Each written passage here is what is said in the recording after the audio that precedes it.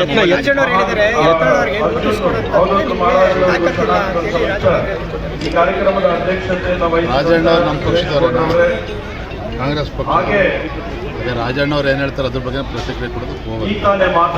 ಈಗ ಸ್ಟೇಟಿಂದ ಒಂದು ನೋಟಿಸ್ ಕೊಟ್ಟಿಲ್ಲ ಕೊನೆ ವಿಷಯ ನೋಟಿಸ್ ಕೊಡಬೇಕಿತ್ತು ಅನ್ನೋದು ಅವರು ಮಾತು. ಅವ್ರು ಕೊಟ್ಟರೆ ನೋಟಿಸ್ ಅವ್ರಿಗೆ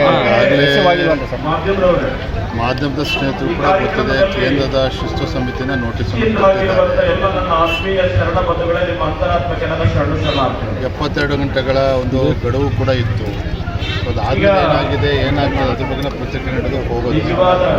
ಕೇಂದ್ರ ಸರ್, ಈಗ ಏನೋ ಶಿಸ್ತು ಕ್ರಮ ಆಗಿದೆ ಸರ್ ಯತ್ನಾಳ್ ಅವ್ರ ಬಗ್ಗೆ ಅಂತ ಹೇಳ್ತಾರೆ. ಬೇರೆ ವಿಜೇಂದ್ರ ನೆಕ್ಸ್ಟ್ ಮತ್ತೆ ಅಧ್ಯಕ್ಷ ಮುಂದುವರಿತಾರೆ ಸರ್ 2ನೇ ಬಾರಿಗೆ. ಎಲ್ಲದಕ್ಕೂ ಕೂಡ ನಾನು ಅವತ್ತೇ ಹೇಳಿದೆ 20 ತಾರೀಕೊಳಗೆಲ್ಲ ಉತ್ತರ ಸಿಗುತ್ತೆ ಅಂತೇಳಿ.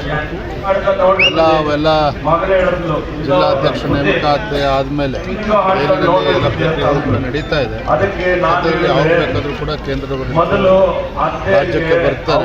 ಎಲ್ಲ ಶಾಸಕರ ಜೊತೆ ಸಮಾಲೋಚನೆ ಮಾಡಿ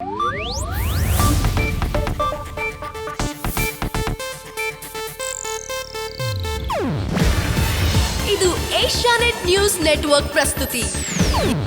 ನೀವು ನೋಡ್ತಿದ್ದೀರಾ ಏಷ್ಯಾನೆಟ್ ಸುವರ್ಣ ನ್ಯೂಸ್.